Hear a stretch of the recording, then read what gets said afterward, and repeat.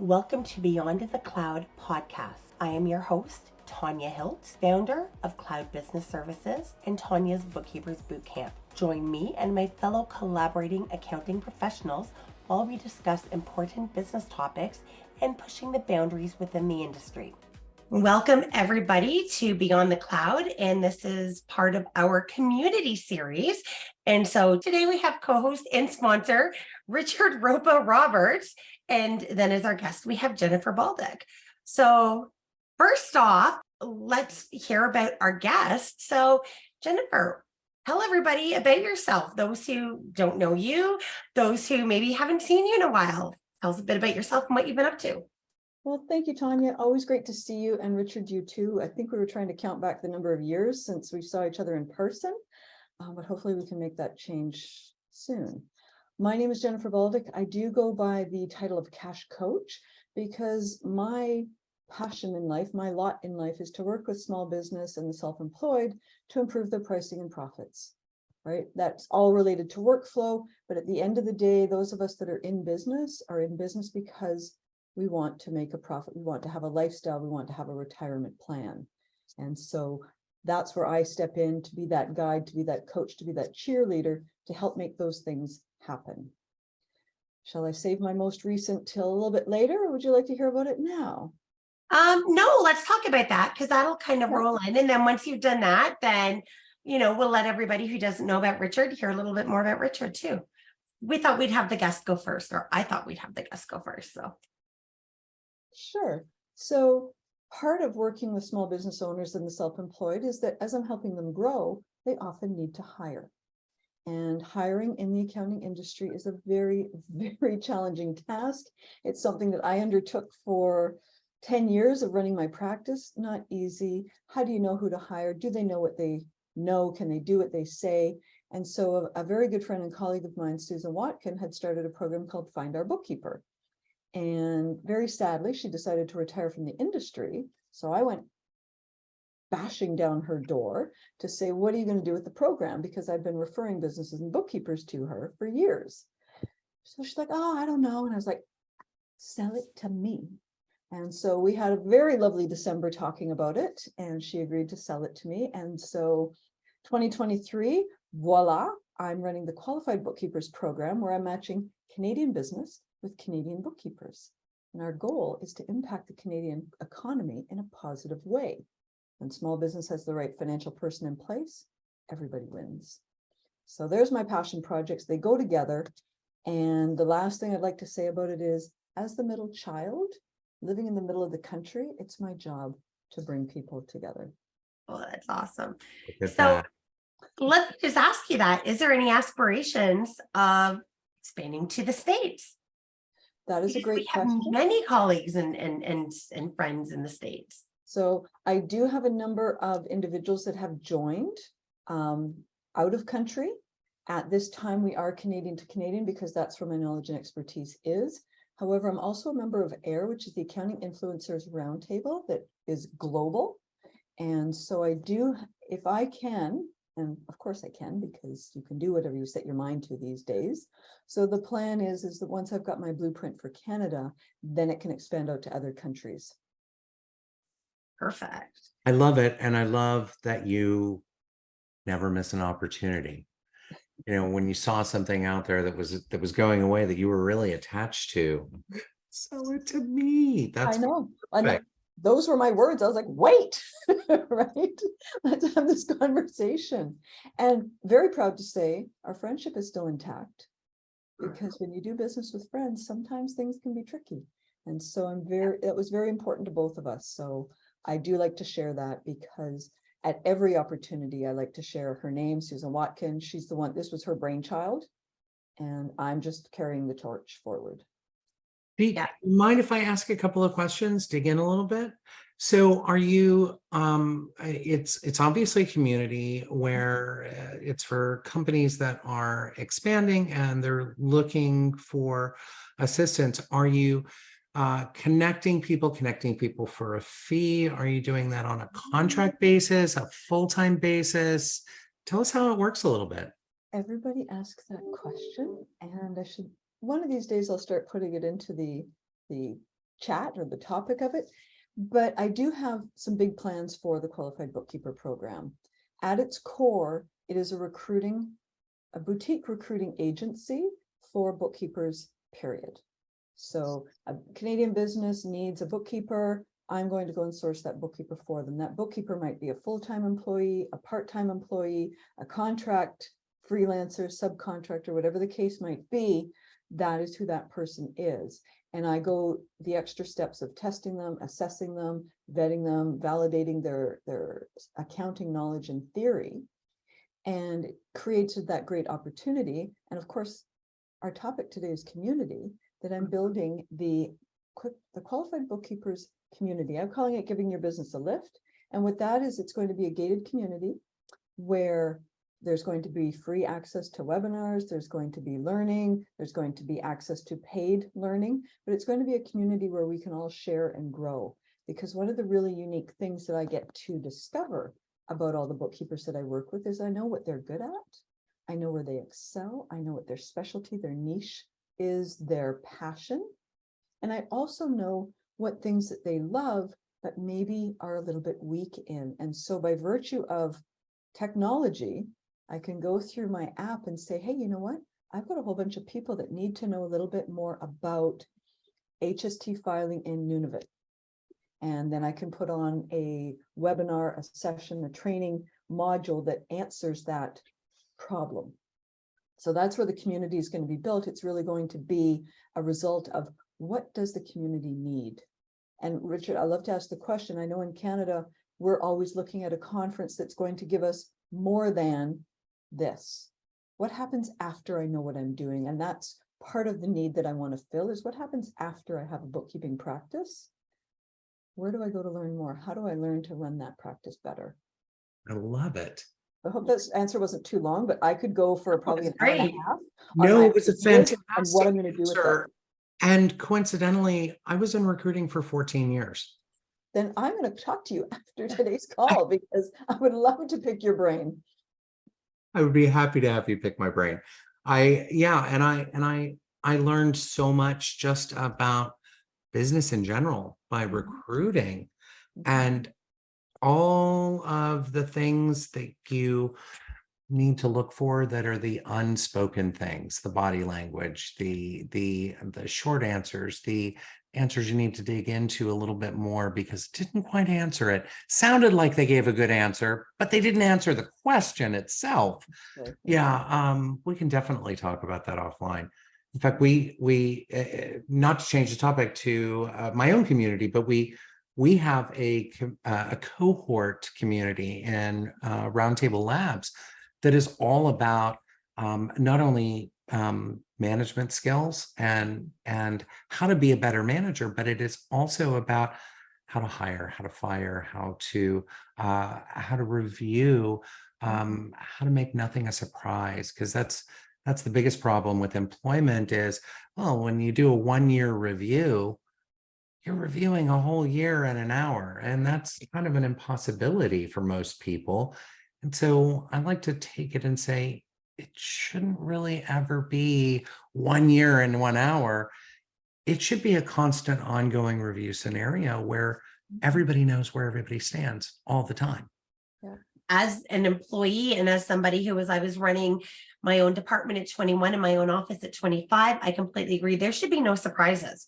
When you sit down and you're going through, the person, on the opposite from you should be expecting, that same response or, the information. It should be there because that's a really good open dialogue.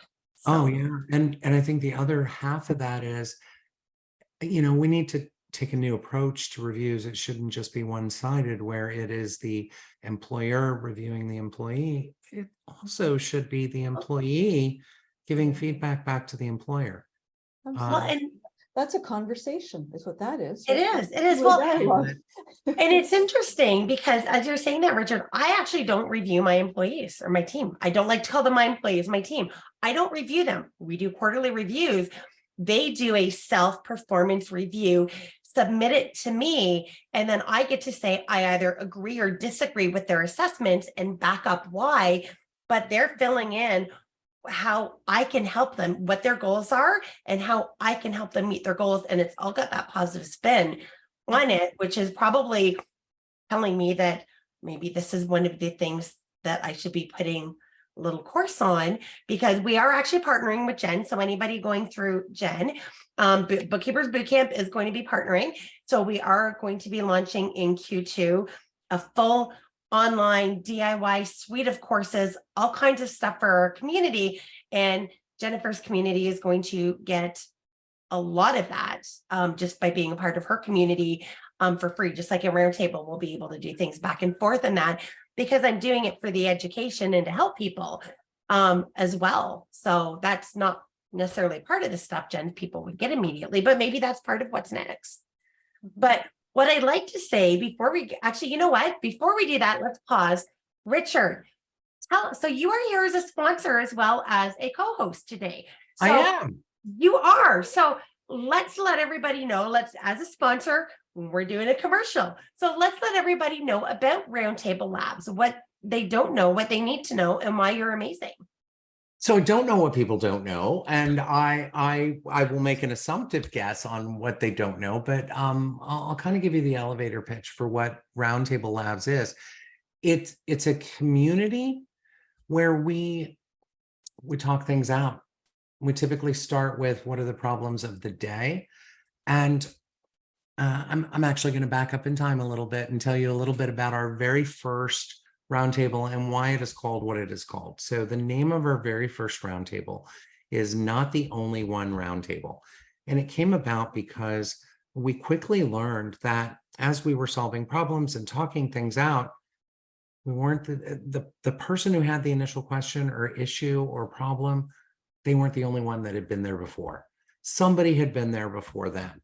So learning from the experiences of the people that have been in our shoes before us, they can learn from us and we can learn from them. So we kind of have a philosophy. We are kind of the anti-course roundtable. So we don't start with a 6-week course or a 12-week course to riches. But what we do is each roundtable has its own theme. And we have 9 or 11, I can't remember which one it is right now off the top of my head, but what we do in each one, we start with that theme. Eventually all of them lead into pricing discussions and contract discussions and all of the similar issues. So when I realized that, what we also decided to do was say, okay, each of these little groups, we're going to make one big group. And so we come together a couple of times a month as well as a bigger group, deep dive into one topic. But each roundtable can be 100 topics in a 90-minute session, or it can be 2 topics in a 90-minute session. It just goes where the room goes. And Tanya, you've participated in enough roundtables at Roundtable Labs to know the conversation is fast.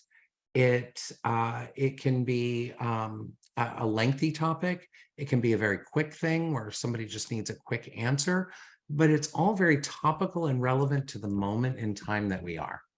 So absolutely, we don't create evergreen content that's going to be around forever because we're dealing with real life issues. We also tend to take things that are very well known out in the industry. So let's take Ron Baker and Mark Wickersham. They each have pricing theories that are out there. What we do is we break those down and we say, how can we make this work for us? Well, guess what? Tanya's got a pricing thing out there too. Okay. Well, there you go. All right. I should name all the pricing people. But no, you get what I'm saying is all of the pricing conversations, and we boil it down to what matters. Yeah. And we boil it down to not just what matters and say, okay, this is the way to do it. We never do that. We let the people make the decisions on how they're going to operate. But if we talk about it from all sides, do the devil's advocate thing, ask all the questions, everybody has enough information to say, okay, this is what worked for some people over here. This other thing is what worked for some people over here. We take the best of the best and we'll leave the rest behind. Well, it sounds like you break down the pie into the ingredients and then you bake a new pie. It's tastier than Exactly. the last pie. Oh, Absolutely. love that. Thank you. I have been looking for a great analogy. Well, And I've been I'm the what? analogy queen, so you can take it, use it, have a good time I with it. thought I was the analogy queen. That's usually my thing. All right, well, then maybe I'll be the princess. I don't know. Yeah, we'll figure it out. We'll both be analogy royalty. How's that? Okay. I like it. No, but and I've been what, a year and a half, I think, part of the roundtables, and it's great because I have learned from people that I have looked up to and that again walked the path before me, as well as I have still learned from people who are walking the path behind me. And it's very, it's really unique. And I might not walk away every single time going, oh, I really got something that I hung on to that. But those nuggets that I do, first off, they're huge when I do, but the community, the friendships, I mean, Dave Kirsting. Dave is going to be, when he will be my permanent co-host on this, once he gets, his stuff, rolled out. But Dave and I have become very good friends. And Martha, and there's so many people, and it's family, it's community.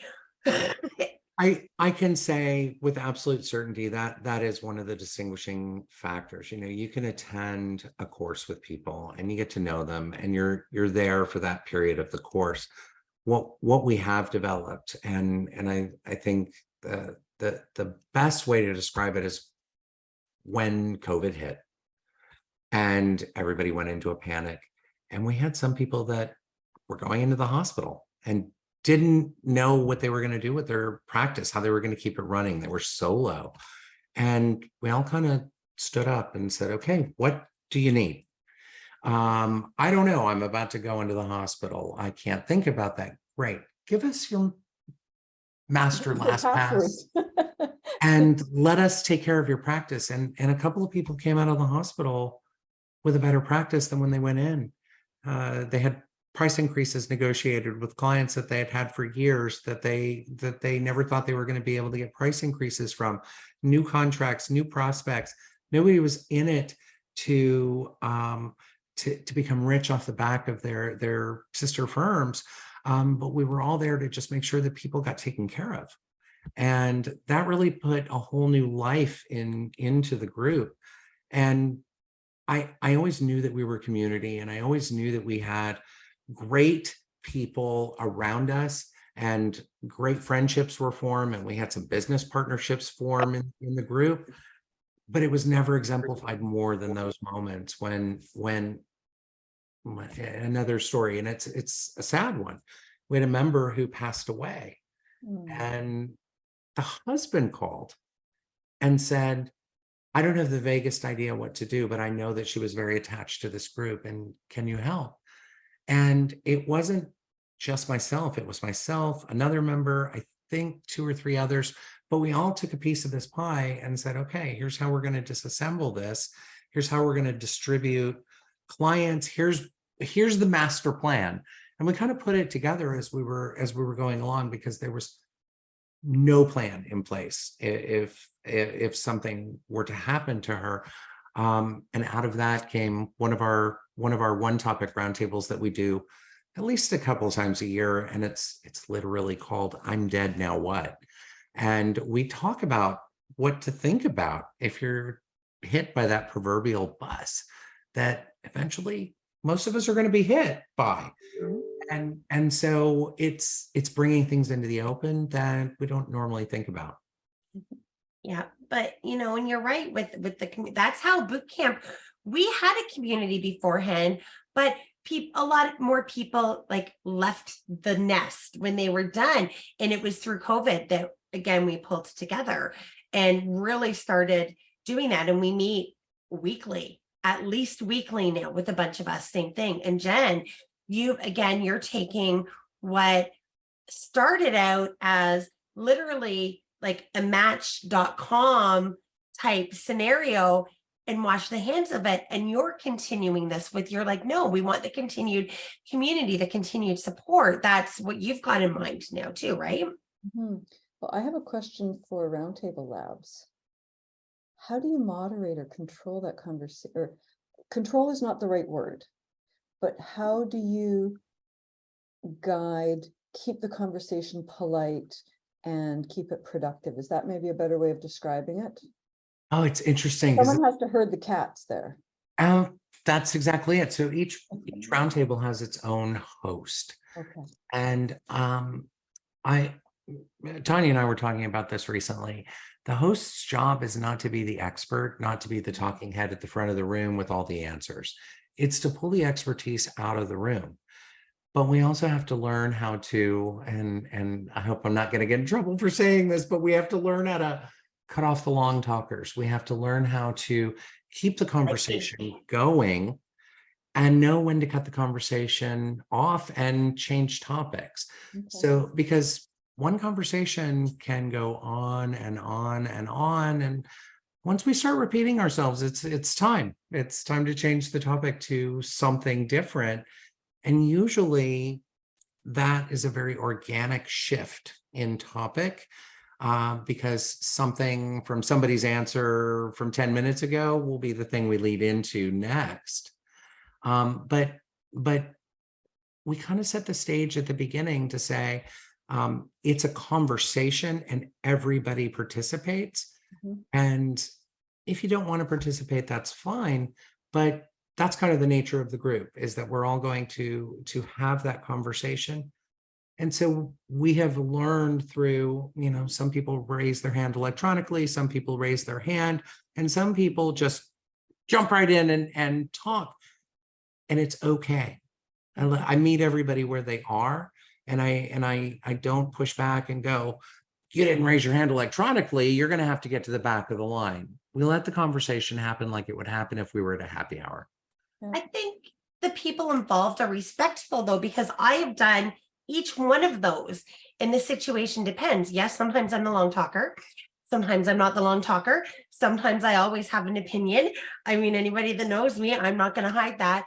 But there are some times where, yes, I raise my hand. Sometimes if it is completely relevant to what that person says, I jump in, say my piece, jump back out. Yep. And I haven't seen on any of the ones that I've been involved in, I don't remember of any people who weren't at least respectful, that if they did jump in, they didn't overspeak. It was not aggressive. It was jump in, say their piece, just be like, oh, it's relevant. And 10 minutes later, it's not going to be relevant. So I have to say it now.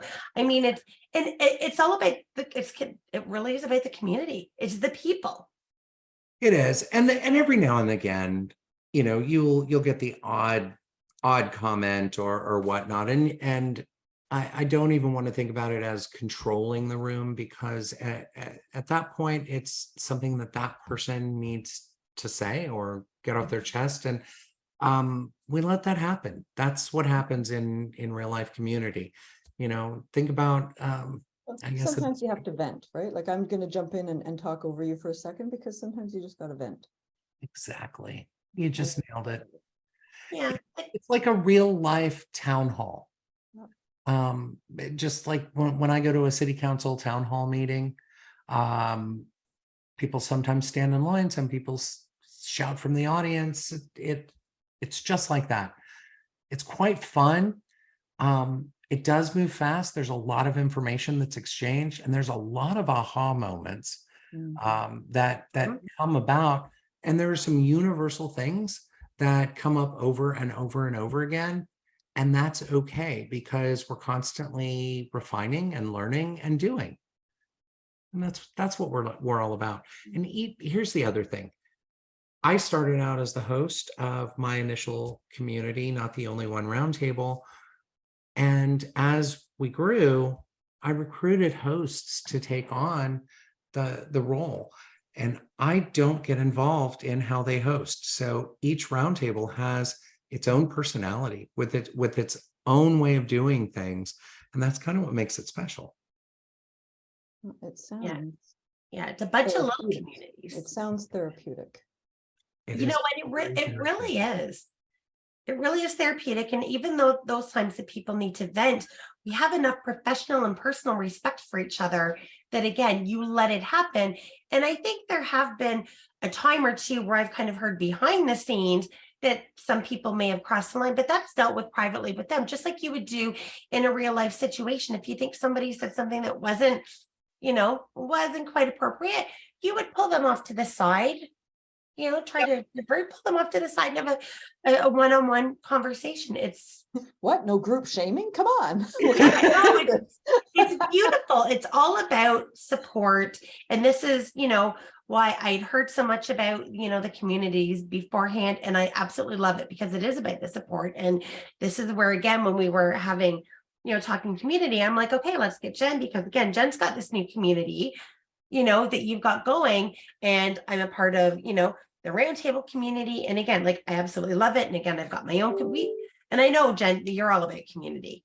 Well, this is my third iteration, I think. When I first started my practice in 2008 and started the conference series, I felt very cut off and lonely in between conferences. And I started organizing a quarterly lunch with people that I met at these conferences, which soon grew and evolved into becoming the QBL, the Quarterly Bookkeeper Lunch. And then people started asking if they could join, which kind of blew me away. I was like, well, it's just a couple of us getting together for lunch, but come on, the more the merrier is where I live, as you can tell by my friend here. I was just saying, Gus wants to join. He wants to be part all of the about conversation. Community. But so I started that with the QBO, the QuickBooks Lunch, and I did that for a number of years. And then it got to be a little bit too big to try to organize lunch for people in the GTA. So that's when I flipped to the Facebook group. And I had my QBO Connectors Facebook group. I think we were getting pretty darn close to 1,000 members at one point, where I was sharing tips and tricks and having app partners in for every month about how to use their apps and how to get away from their apps and all of the questions that you always wanted to ask, but sometimes were too afraid to, right? So that was my community, number 2. And as I've become the business coach, I have my bi-weekly webinar community, right? My 30-minute free webinar every 2 weeks, different topics, 30 minutes, action-packed, come and go. It's live only because I like the community aspect of live only. We do live only as well. And we actually don't record anything. I do not record because people speak differently, behave differently. Yes. Nailed it. They edit themselves if it is recorded. Now, having said that, in this new version of the community, there will be access to on-demand information that will be pre-recorded. Mm-hmm. But I have no intention in our financial community where everything is a secret, that it's just easier to not record it. Well, I also found that not only do they edit themselves, but you have to be there to participate. There's an incentive to being there. Yeah. And it 8 years in, people still, can we record this one? I cannot be there. Nope. No, I have yet to make an exception to it. Well, Tanya said that we were alike, and that was the way I started. When I first started with the Zooms and the Facebook community, it's like, no, this is not recorded. This is simulating the conference experience, and you either get it or you miss out. Yeah, well, that's in boot camp. We've got one call a month that's recorded because that's, hey, here's what we're sharing. It's important information. So I record that, send it out to everybody. Our Friday calls, not recorded, and our Roar calls that we do one Monday a month, there's a different topic. I bring in a transcription only. People know this is only to take notes for me, because what I email it afterwards is a written summary of what we felt the important points were. And that's it. And I tell everybody, if you want me to hit pause on this, you want to say something, you want to make sure isn't recorded, you just tell me, I'll hit pause. And that's the reason why that call isn't recorded. I want the open feedback and the dialogue and all of that. And you're right, people do react differently when they're not recorded. So that's why right up front, it's like this here, I'm using Fathom only for these purposes. If again, you're about to say something that you are uncomfortable with this, just tell me, I'll hit stop. I have no problem with that. I find that in the live discussions, and I've had the pleasure of hosting my own communities, and I just recently had the pleasure of hosting your community while you were in Italy. It was so much fun to do your community. the similarities were amazing because Yeah. it's truly, it's a group of business owners who are trying to better themselves. Mhm. And it wasn't what I find fascinating is, so we have what, 9 or 11 communities altogether in our community for accountants, right? I can't tell you the last time that we talked about accounting. Well, because there's no need. You have Right. that one solved. And Right? in our call, it's very different because we have a lot of newer ones and it's a mastermind. So it's similar to yours, but it's different. That I am at this one, I am expected to be the person who either knows everything or can look it up or know somebody in the room that, hey, you're here, you're there. So we problem solve together. And some of it might be an accounting related problem. It might be a compliance. It might be a pricing thing. We just never know. Whereas again, you're like, you kind of have topics that you throw out to get people talking about. In the roundtable, in our mastermind is very different. It's basically people raise their hands. So you raise your hand for your topic to put yourself in line to come up with your question, but then everybody participates. Sometimes people don't, and I have to try to pull it out going, I know I'm not the only one with an answer to this. Come on, because we want to hear multiple people's opinions on it. But you're right, they're very similar in the support, all of that, but yet a little bit different in how things are run. And I do have back topics just to get things going in case nobody has no questions, but I pop in and people can come in and join the meeting before me. And I come in and there's already people with hands up. Oh yeah. So Already people with hands up. here's a question. And timelines are very vague to me ever since COVID. I don't know what happened in what year anymore. So let me just say that off the hop. But it was since 2020 because I know I was living in this house in Winnipeg. Is Clubhouse still a thing? Because that was a terrific way of having conversations politely with strangers and organization and sharing of topics and ideas. And I put my toes in that. And then I don't know, I stepped out of the lake and never went back in. So Richard, it looks like you've got something to say about that. I'd love to hear your input. I was wondering this just a few days ago. Okay, we are way too much the same. Are you a middle child? I am not. I'm the eldest. Okay, I'm the middle child. But I truly was wondering this, and I have no idea if Clubhouse is alive or dead or hanging on by a thread. But it was all the rage for a hot minute. Yeah. And then it just disappeared. Well, did it, or did it just disappear for us? I Okay. don't Because it could still be raging on. We don't And know. I have the answer. This is where I'm in my mastermind mode. We just talked about it, where Tanya's Googling the answer right away. So Clubhouse is still a thing, but not really, not like it was. So in July of 2021, Clubhouse announced its partnership with TED to offer exclusive talks. So they are still a thing, but only on exclusive TED Talks. Okay. Interesting. Okay. Because the last I heard that they were going to start monetizing it, and I feel like that's when interest waned. It was like, oh, now it's a money thing. I'm out.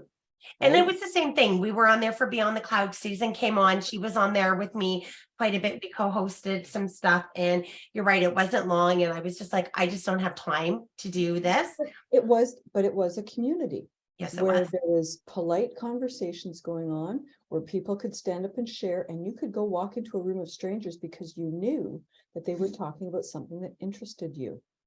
Right. Yep. So I kind of lurked in. I didn't always want to speak, but I went in to learn about community relations or the challenges that a specific demographic was facing.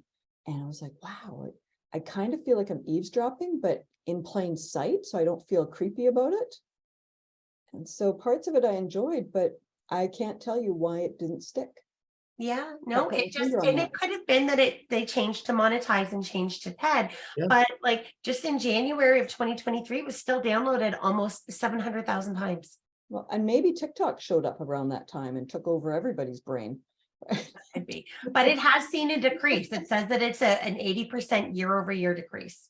Yeah. Interesting. Yeah. Jennifer, I have a question about your community, and Okay. I wanted to ask this earlier, and the conversation just moved in a different direction, and that's okay. But which side of the equation is your community for, or is it for both sides of the equation? Is it for people looking or people looking for, meaning employers or employees? My community that I'm building is going to be for bookkeepers, not the businesses hiring. The businesses hiring them, they fall under my coaching community, and that's already in existence, and that's where they can live and thrive and grow. Whereas the bookkeeping community, it's near and dear to my heart. I was interviewing someone today, and they asked me, so how long have you been in the business? Because one of the things I say when I start to interview a bookkeeper is, well, do know that I've been in the business since 1993. So I understand the lingo, the language, and anything that you tell me about what you're doing, I will understand. You don't need to layman's term it for me. And I thought, 1993? What the heck is that about? I need a calculator to do the math on that. But to get to your question is that I want bookkeepers to be able to be better. Because I talk to so many wonderful people, so many earnest people and eager people and people that are just thirsty to learn more and to be more and to be better and to help others, but they don't have a place to go and do it. Yeah. And so that's really, I want to have that nurturing kind of community where sometimes there's going to be some tough lessons in there, Yeah. but it's safe to have those tough lessons when it's just us. Well, and I think that it's going to end up being multi-level because you're partnering with other communities to help your community. You're bringing Trifold in. We're coming in to do, some education stuff. So I got the government coming in for crying out loud. So. I was going to say, if you don't have a contact, I've got a contact for them where they do the free teaching and free webinar. But yeah, it's multiple communities. Now, one thing too that Jen did not mention, so I'm going to mention for you, is that when she's bringing the clients or interviewing the potential clients or the lead, we're going to call them a lead and get rid of client because that was actually in a not the only topic roundtable. Get rid of that word until they sign and start paying you. They are not a client. So the potential lead, she actually is qualifying them ahead of time. She is coaching them on what they should be looking for in a bookkeeper and on value so that when the right bookkeeper comes along, she's, again, it's like a Harmony or Match.com, connecting the pair. You get to see the important information about each other. She's done the same on the bookkeeper side, but she's not only said, do you have a designation? She's going further. What are, because we don't do inventory. So when I'm in her and I go through her testing, she'll be able to say, okay, well, Tanya passed this, this, and this, but if I fail the inventory part of the exam, it doesn't matter because I don't do inventory, or I don't even have to do that part of her testing to say. So if somebody's looking for an accounts payable clerk or accounts receivable clerk, and that's their only background, they're not a full cycle bookkeeper, she's going to have that and she can connect the people and she's qualified on both sides. So when both of you see the information, you don't see who each other are. That's redacted. You just see the main, just the facts, the bread, just the facts. There you go. Right. And then do you want to connect and actually meet each other? So she's going multiple levels with that and multiple levels with the communities, is bringing other communities in. I mean, I'm sure you'll be talking with Kelly and having Kelly Parks, because she's got a big community, and having, her come in and do some speaking, and all of your friends and people that are going to support you through this measure. I know Richard's going to be on that list. I'm pretty sure. I think one of the most important things that I learned as a recruiter is the biggest mistakes that employers make are saying, I need 5 years of X. And you read my mind. Because the reality is, let's say that they have been doing AP and QBO for 5 years. Yeah. Is that 5 years of QBO experience? It's really the same 1 year 5 times in a row. And so years of experience don't matter. It's depth of knowledge. It's depth of experience. It's being able to take the leap and jump in. Oh, I've done AP. Maybe I could also handle AR. I may never have done it before, but the skills are transferable and it's not that big of a leap. And so it's understanding where those leaps can be and then putting them together with the right employer who also understands where those leaps can be. And that is huge because Rod, my husband, he a long time ago, and this was his favorite job in the world, which he had to leave when we moved here, but he'd still be there if we were there. They wanted, so he was a welder, and they actually put down like so many, like whatever, in the, so many years and acetylene and university and all this stuff. And he looked at me, he says, I said, this job is for you. He says, no, it's not. I don't qualify. And I said, look, I said, did you do acetylene? He said, yeah, for 3 months. And I said, could you pick up a torch and do it today if you had to? He said, yes. And I said, we put it on there and you be honest with them. You say, I haven't done it in this many years, but I did do it because maybe they're not going to have it. This is their wish list. And I had to explain that the university, and he didn't have university. I said, all of this is their wish list. Put it forth, be honest. Don't try to snow them, but put it in there. And, he got the job. And it's they recognized it was the wish list, but other people, he wouldn't have applied if I didn't tell him. And so you have to get, you're right, both the employee the employer and the potential employee need to understand what's realistic, what's not, what's transferable, all of that. And that's where Jen's going to be stepping. The middleman. Yeah. The best piece of advice that I always gave to candidates was if you meet 75 to 80% of the requirements list, this is a job you should apply to, unless it's the core skill that you don't have. If there's a must-have that you don't have, don't apply. And you know what? And this is how I put it out when we go. I have the must-haves and the good-to-haves. Yeah, must-haves, nice-to-haves, and then the wish list. Yeah. Oh, actually, I go must-have, nice to have, better not have. Oh, very true. Very true. I like that. So what things fall into better not have? Like Bad attitude. bad attitude, of course. Yes. Bad lack of attention to detail. Oh my goodness, yes. Tanya can attest to this. It is one of our first criteria. I've shared it out publicly and I will continue to do so on a regular basis. I have put together a 12-question attention to detail mini quiz. And what I can tell about a person after that, and I probably shouldn't say this or no one's ever going to complete the quiz again, but it really gives me some insights that I can share back with whoever's filled it out and said, you got all of these questions right. This question you got wrong, and this is probably why. And so if you look at your work and you think, oh, this is something that I struggle with, and now I've shared with you what your attention to detail weakness, lack of experience, how about that, right? Then that's something that you can work on and improve because you can see it now. But if you don't know, and how often do we hear that from somebody? Oh, this is how I've always been, that's how I'll always be. Because you can't identify what makes you that way. Now, one thing I will say, I'll just jump in and then I'll be quiet because I know Richard's got something to say. You can see it in his face. But do not take that quiz when you are trying to do 3 things at once. I took it as a fun quiz. I did not. Sorry, its title is attention to detail. I took it as a fun quiz. I took it as a fun quiz. I think I got 2 wrong, 2 of the 12.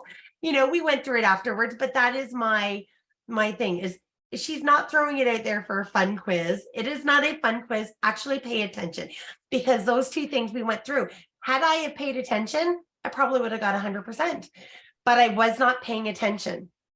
I can't wait to take this quiz because I feel like I have a great attention to detail. Well, and by the way, it's timed. There's a time limit. Would you like to share the link, Jen? And I will put this in. We'll make sure that it goes out with everything as well as your link to sign up and as well as the link to roundtables. By the way, that is going to be out there. So you've got all of our sponsor information as well. And I think if I can share, you are correct. You did achieve a score of 83%, which is very strong. And you See, get there's a good another memory. I remembered. I got you the 12 hour.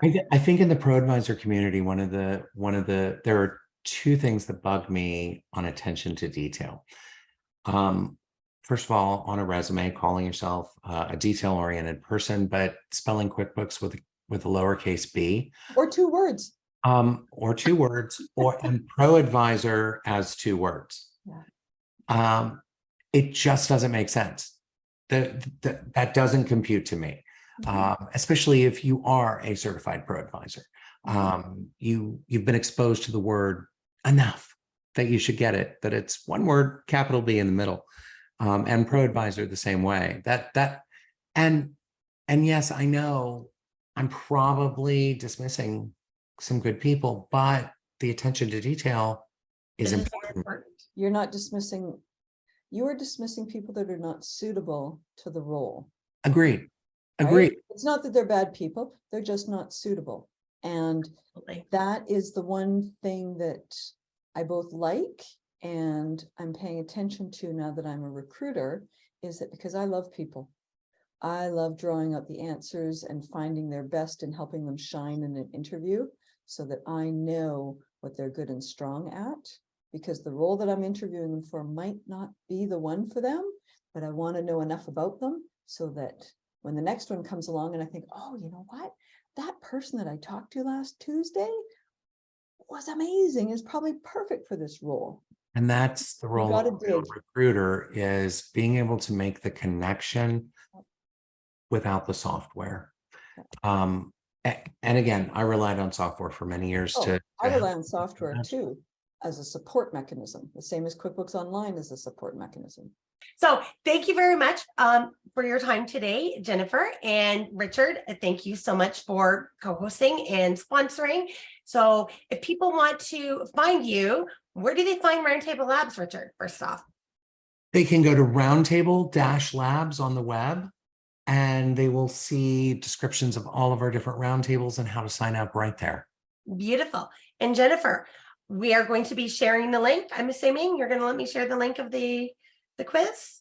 Absolutely. Perfect. And where do they find you other than that link if they want more details? We're still in development. We're still in our soft launch phase, first 90 days, but you can absolutely go to qualifiedbookkeepers.ca. So it's qualifiedbookkeepers.ca. Hope you can spell it with all those double letters. Or anybody can connect with me on LinkedIn if you want to talk, and we can help you get started there as far as whether you are looking to join the community or whether you're looking to hire a bookkeeper. But either way, I like talking to people and I want to hear what your problem, your challenge, your need is. And that way we can make a plan to solve it together. Awesome. Well, thank you very much, both of you. Thank you, everybody, for listening and joining our podcast today, whether you're watching it on YouTube or listening on one of our download forums. And we will see you next time. This episode of Beyond the Cloud was produced by me, Tanya Hiltz, and edited by Elizabeth Hiltz. Respectfully recorded on the traditional Terry of the Anishinaabe, Haudenosaunee, and Huron-Wendat peoples.